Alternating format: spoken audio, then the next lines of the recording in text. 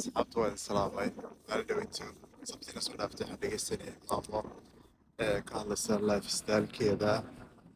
sida ay carruurteeda saaxiib ula tahay siday ugu soo rafaaday siday rabto markay gabowdo in iyagu wax u siiyaan so horta fikraddeedu fikrad fiican bay ahayd oo inay magaraysaa nafteeda dadka la qaybsatay rabtay iyo lifekii soo martay laakiin reality-ga Yurub ka jira ama Maraykan ma garan Yurub ka jira wuxuu yahay waa reality kale maamada anu ma criticize garaynayo laakiin waan ogahay ilmahaagu way ku caawin karaan in way ku caawin karaan markaad gabowdid laakiin waxaad gaadhaysaa had iyo jeer wadamadan joogna waad aragtay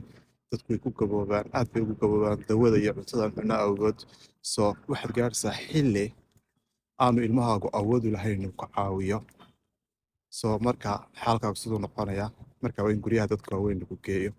waayo systemka waddanku sidaasuu dhaqaya anu waa ogay systemka siduu u dhaqaya dadka waaweyn sida loo hayo waayo kasoo qaad ilmahaaga markuu ilmahaagu yahay family samaysto uu shaqo haysto uu maalintii 8 saacadood soo shaqeeya kadibna carruur yaryar haysto carruurtiisa baanaaga kasoo kaxeeyaanba iskuulka uu guriga yimaado uu cunto u sameeyo uu homeworkii u yaallo uu subax dambe iskuulka geynayo uu inu seexiyo tahay intee waqti laag buu ku hayaa uu adiga ku daryeelo markaad maalinta dhan u baahan tahay adiguna qofku caawiya ma rabtaa inaad barasharka intaa leg adigu ilmahaaga saartid ma rabtaa taas uu ilmahaagu shaqayn kari waayo amba lifekiisa nolol isagu samaysan kari waayo takale labaada faniga waxay tahay waxay dhahday maamadaasu anigu ma raba carruurtan ayada oo ahay inaan hayo oo caawiyo waxaan rabaa inay carruurtaydu caawiyaan so marka ilmahaaga barasharka intaa leg maxaad u saaraysaa ilmahaagu life sidee ku noqolaan doonaa ana waxa u shaqeeyaa dadka waaweyn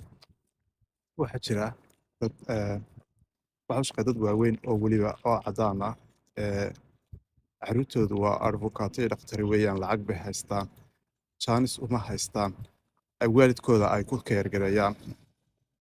haddii la guraado gaalada waalidkooda way turaana been weeyaan adduunka waalidkooda u jecel yihiin baan ku dhahay laakiin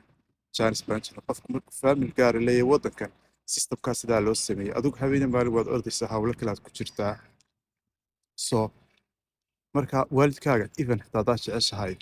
jaanis uma haysid maalintii hal mar amba 2 cisho inaad soo booqatid baa laga yaabaa intaad adigu ishagaajin kartid aad cuntadaada samaysan kartid aad gurigaaga fiiqan kartid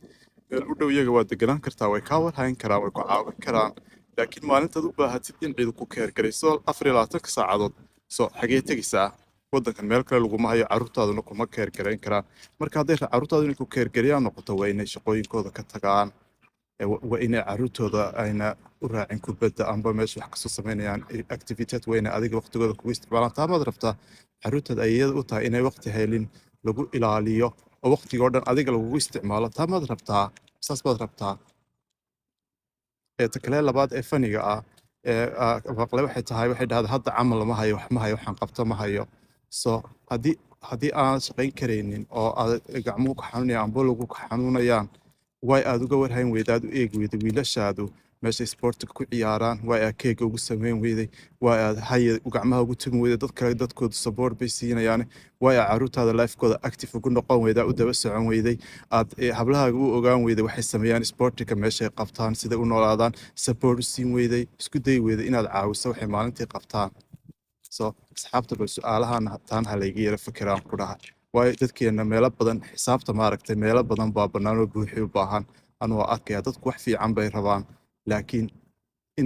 inaan kala faa'iidaysanaa wanaagsan intan meesha la iscaayayo waa idin salaamaya dhammaantiin maalin wanaagsan